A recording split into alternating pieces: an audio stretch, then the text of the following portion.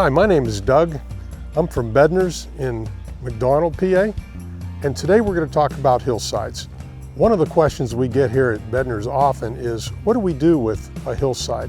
Sometimes it's all dirt, sometimes it's rock, sometimes it's just a mess. This video will describe what you can do with your hillside to go from making it an eyesore to something you're going to love and hopefully your neighbor is going to love as well.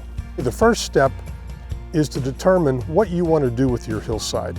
Do you want to have retaining walls? Do you want a water feature? For instance, retaining walls or maybe large boulders that take 2 men and a boy to haul.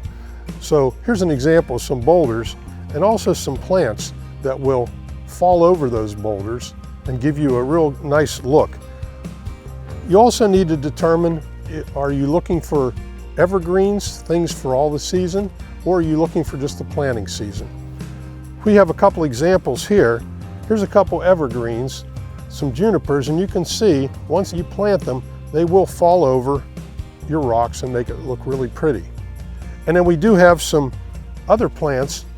We've got the creeping phlox, which will flower early in the season, and they will also fall over the rocks, and also veronica. We get nice little white flowers with this early in the season. In some cases, people want privacy. So if you want privacy, we can walk down here and we have a couple examples. We have some arborvitae, and we have different ones. This one will get 20 to 24 feet tall, so you really want to pay attention to the size. We have other ones that get larger, other ones that are smaller, but these are going to be evergreens. And here's a native plant right here.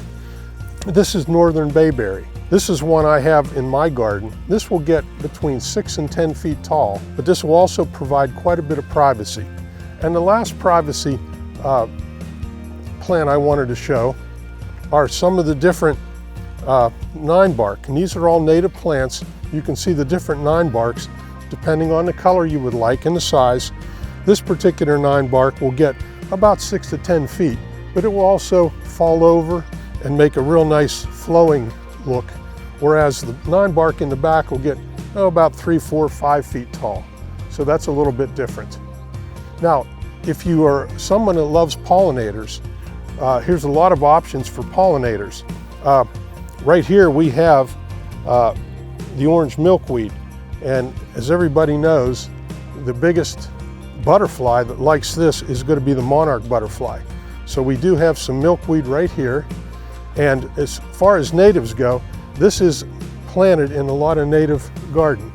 Right here we have a mountain mint, which if you want something to spread rapidly, the mountain mint will do that. So you want to be careful where you would plant that. Here we have the Russian sage, and here we have lavender. Again, great pollinator plants.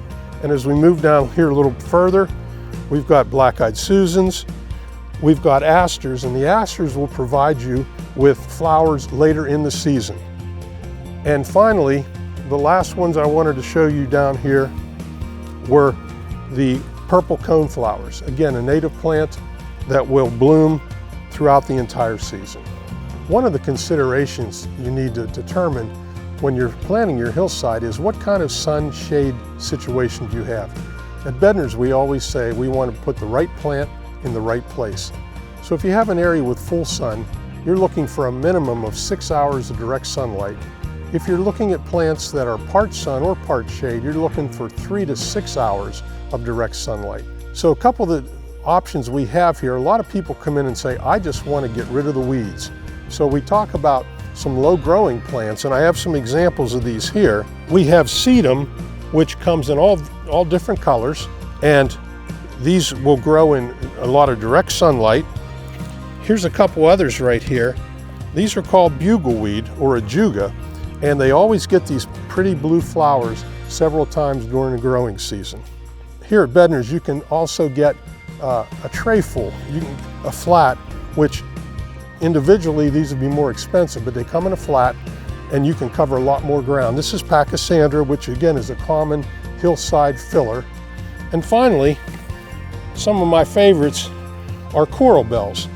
Now the coral bells get some flowers on them, but the big selling point for coral bells is how beautiful the foliage is.